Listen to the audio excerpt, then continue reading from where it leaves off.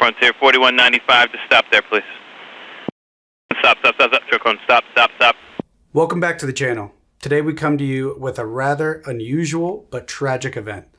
On Sunday, March 22nd, 2026, a fire truck collided with an Air Canada Express jet operated by Jazz in LaGuardia.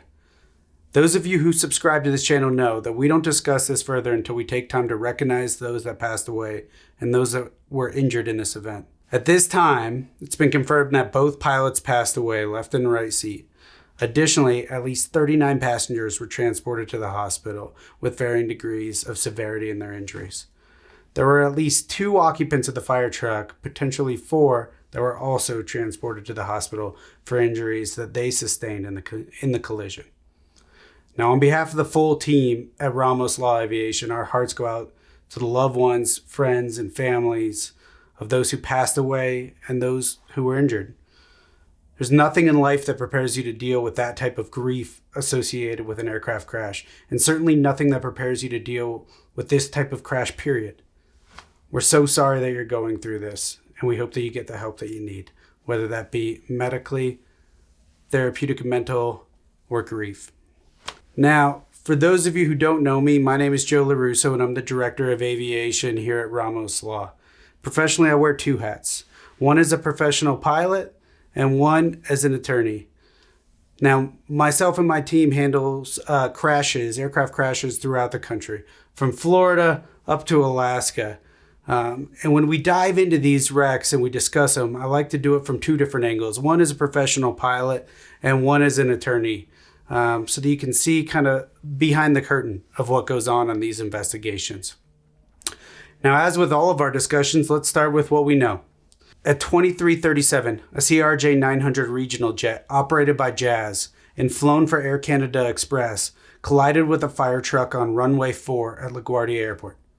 The fire truck was crossing the runway at taxiway Delta to get to United 2384, which is a Boeing 737 MAX 8 that reported a sickening odor following 2 aborted takeoffs from runway 13. Ground Unit 2384 is declaring an emergency. The flight attendants in the back are feeling ill.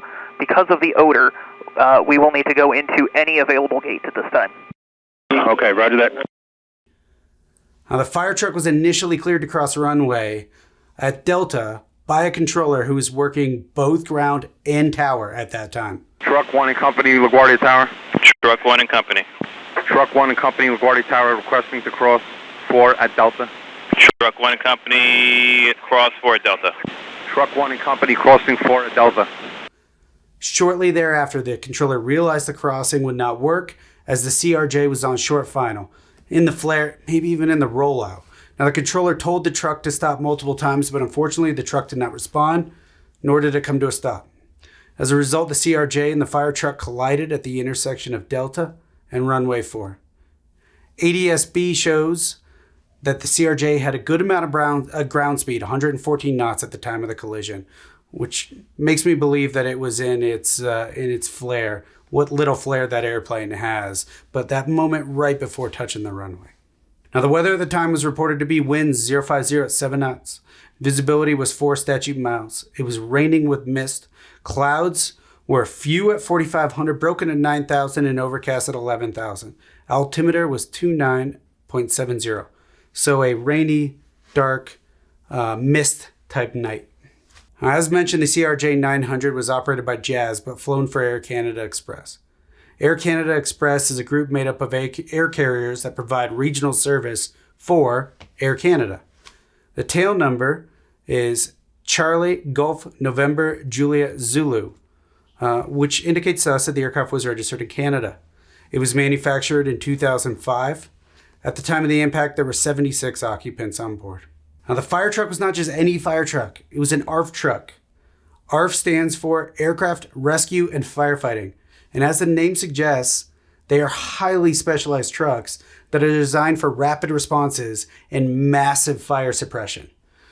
There are different brands, models, sizes, but they typically carry anywhere from 1,000 to 4,500 gallons of water and over 500 gallons of chemical foam.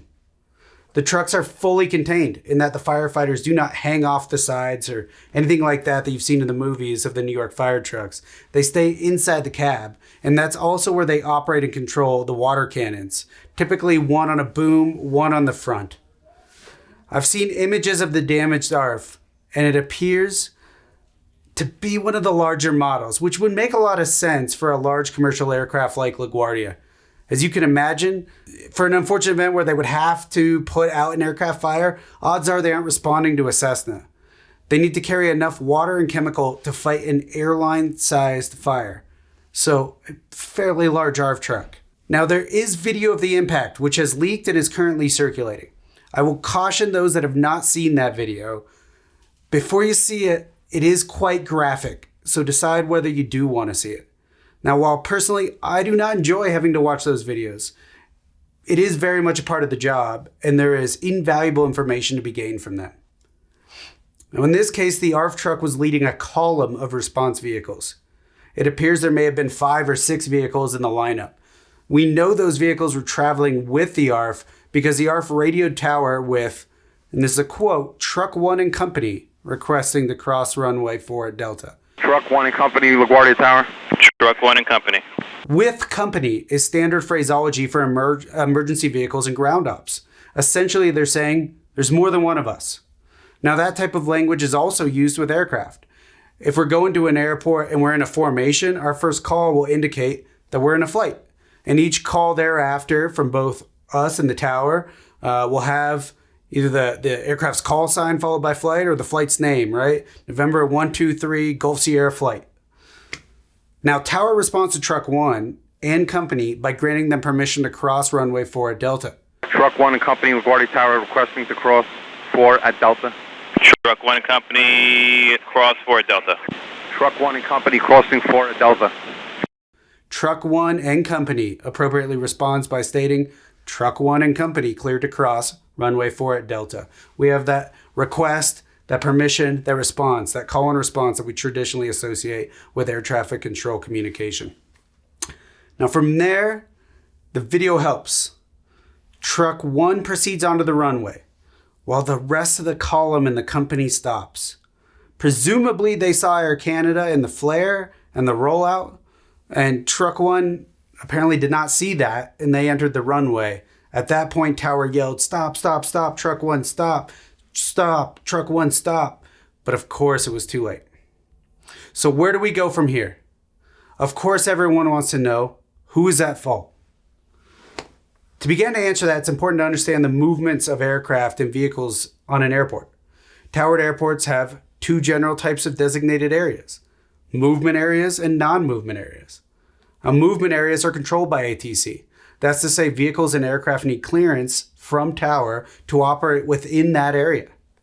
Non-movement areas are the areas where vehicles and aircraft are permitted to move without ATC intervention or clearance.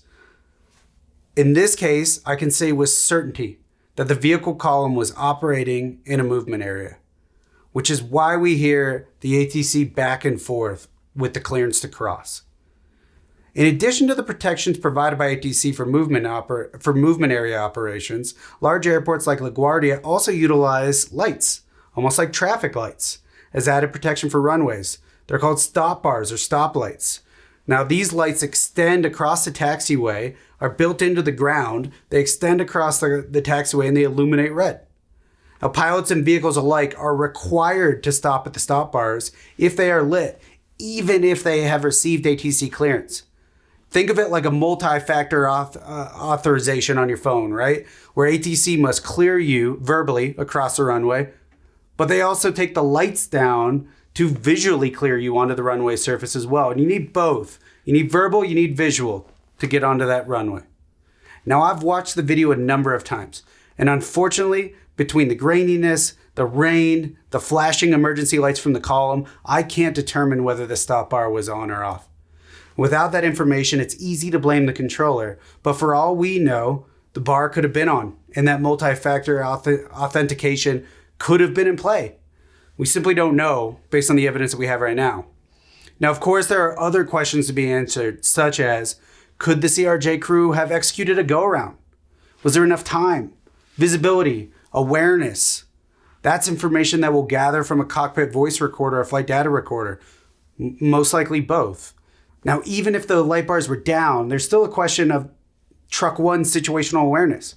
Useful evidence there would be the fact that the rest of the column came to a stop and did not move despite the ATC clearance to cross.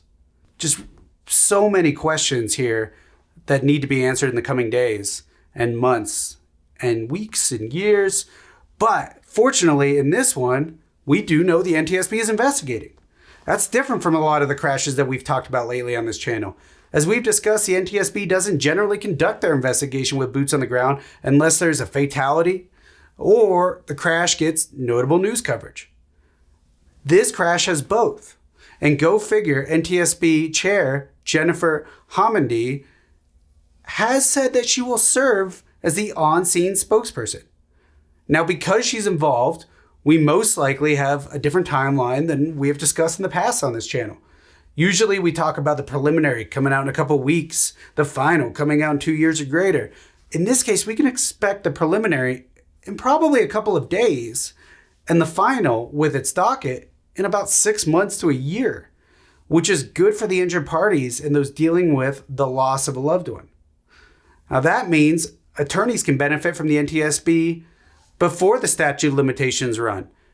And they can choose to run a similar investigation, borrow parts of the NTSB investigation, or go down different roads completely than what the NTSB went down if the NTSB went down a road that was not fruitful. Now, while the investigation could and will benefit from the NTSB in this case, there will still be a rather large legal barrier.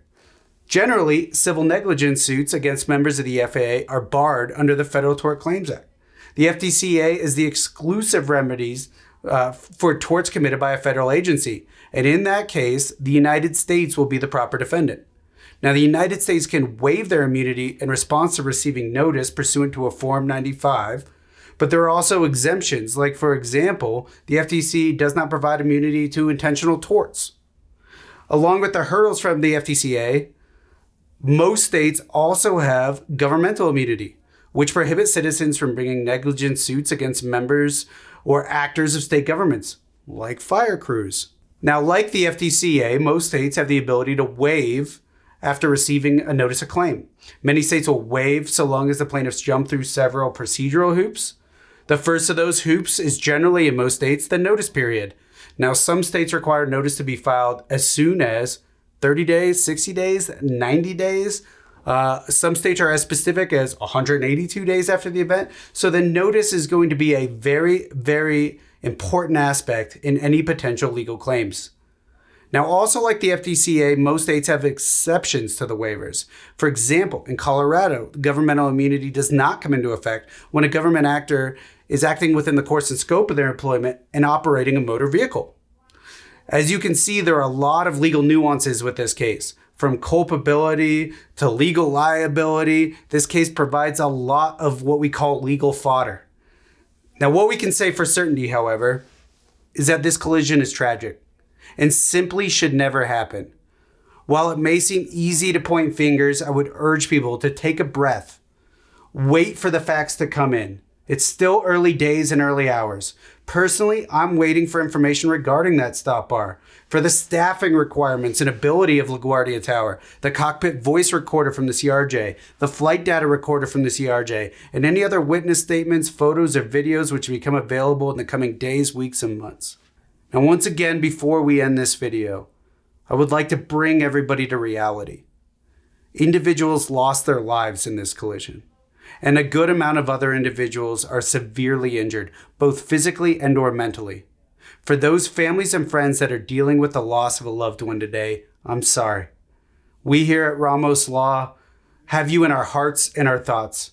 For those that are injured physically, I'm so sorry. I hope you have a speedy recovery. For those that are injured mentally, I am also so sorry, and I hope that you're able to get the help and support that you need. As always, feel free to comment down below. We work hard to address all the comments, and it's important to have a conversation about these events, have a back and forth, so that they never happen again. Thank you for watching, and thank you for joining that conversation with me. Goodbye for now.